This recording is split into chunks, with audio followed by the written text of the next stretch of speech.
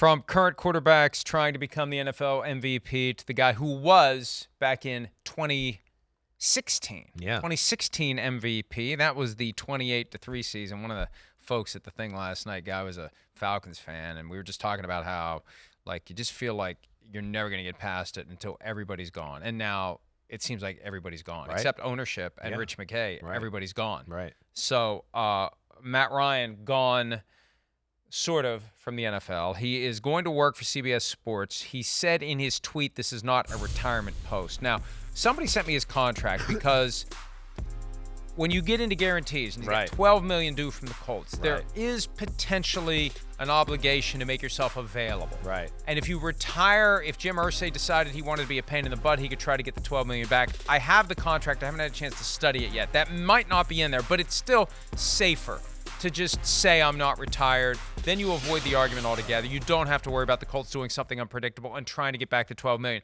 They knew when they traded for him last year, they were inheriting $12 million fully guaranteed this year. Right. The reason they benched him last year Was because of the was to avoid another $17 million guarantees. becoming fully Right. guaranteed. And Jim Irsay tried to act like that wasn't part of it. Bull crap. That was clearly part of it. Back before Frank Reich got fired, they benched him for Sam Ehlinger. Yep. They said he's not playing the rest of the Right. year. This was put Matt Ryan in bubble wrap for God's sake, because if he can't pass a physical by the middle of March, we owe him $29 million instead of $12 million. They eventually decided the hell with it. They brought him back. They let him play, and then they put him in bubble wrap again near the end of the year. Right. But they avoided that 17. They still owe him 12. He's trying to avoid any argument whatsoever under any circumstance that the Colts don't have to pay him that 12. Yeah, no, you laid it out right. I mean, they made that trade to get Matt Ryan, and they certainly, and I'm not judging them because I'm be one that's right there with it.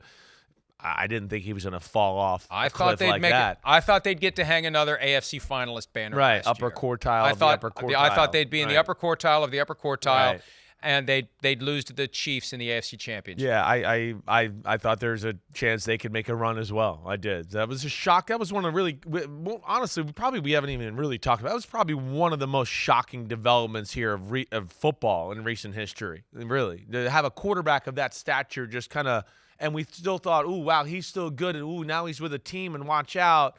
And yeah, the team failed a little bit, but the player dramatically changed from one season to the next. Especially because when the Falcons traded Julio Jones the year before, I think the Falcons knew it was over. The Titans didn't. And yes. that was one of the pressure points, I downfalls, believe, between right. John Robinson and Mike Vrabel. But last year, the Falcons were bringing Matt Ryan back. There Right. was a report on a Friday that they had reached a deal to restructure his contract to make it a more manageable cap hit for that year. And the deal never went through because in the interim, what happened? Deshaun Watson wanted right. the Falcons at the table. The Falcons went to the table. Matt Ryan got understandably upset. And the next thing you know, just like the Browns avoided this because they were the ones that overpaid Deshaun Watson, they alienated Baker Mayfield. They stood to have neither.